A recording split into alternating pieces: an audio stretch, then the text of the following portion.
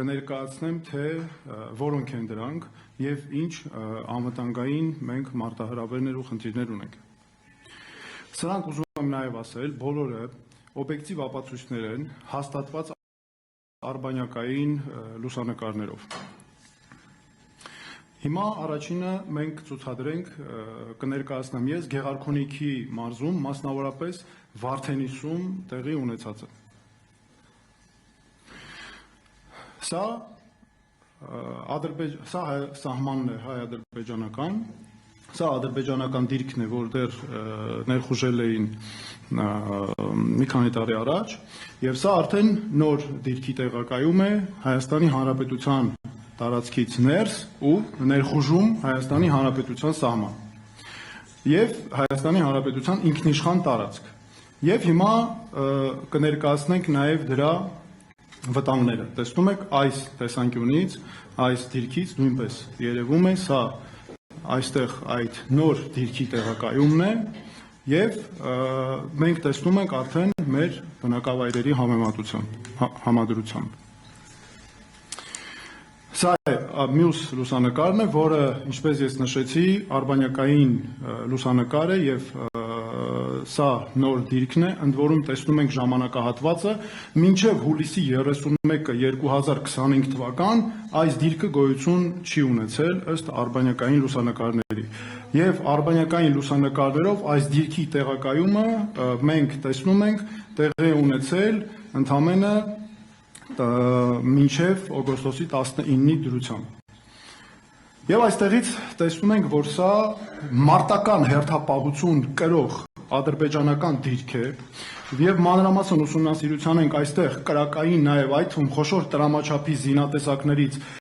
զինատեսակների համար նախատեսված կրակային դիրքեր են, խոսքը մասնավորապես վերաբերում է նաեւ նռնականետեր, ականանետեր, այլ խոշոր տրամաչափի 60 մմ-անոց նաեւ ականանետերին եւ զինատեսակների նաեւ հրաձգային հատուկ կետեր են նախատեսված եւ բնականաբար առանձին նախատեսված նաեւ կոմունիկացիաներով։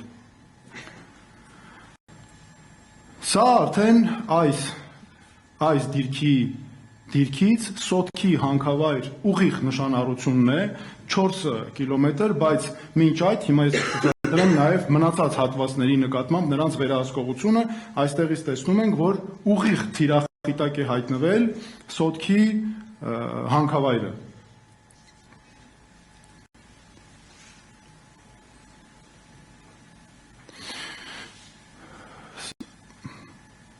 Սա արդեն այդ նույն դիրքից դեպի մեր քաղաքացիական բնակավայր, մասնավորապես Կութ գյուղը, Վարդենիս համայնքի նրանց նորից էլի նշանառությունն է։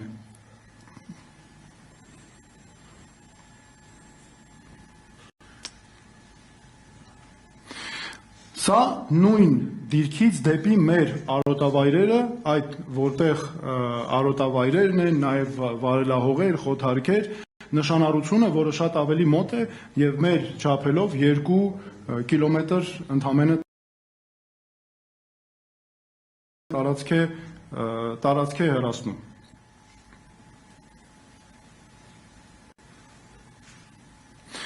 Այստեղ մենք տեսնում ենք արդեն այս դիրքի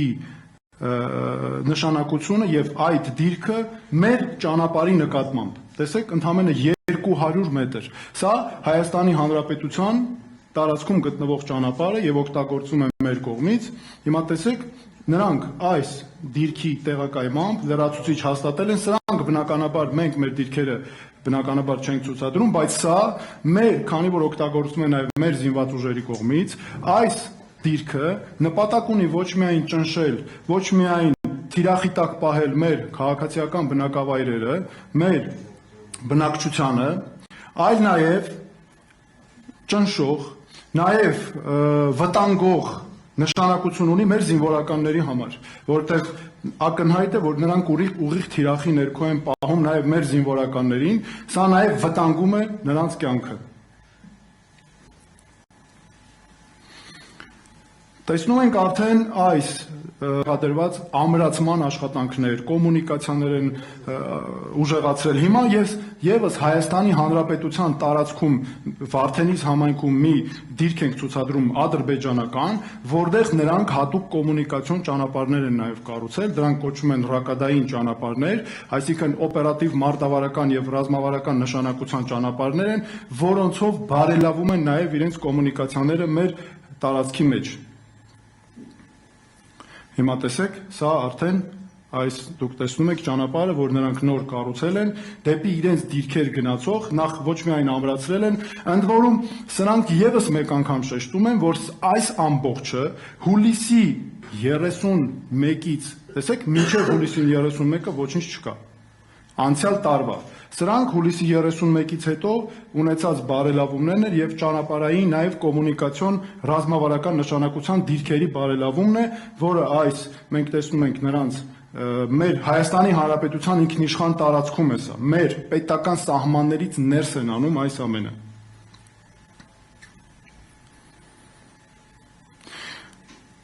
Հիմա հետաքրքիր մի նույնպես փաստ, որը կարևոր նշանակություն ունի։ Տեսեք, սա հիմա այստեղ մենք կցուցադրենք, սա Հայաստան-Ադրբեջան այս սահմանն է, այստեղ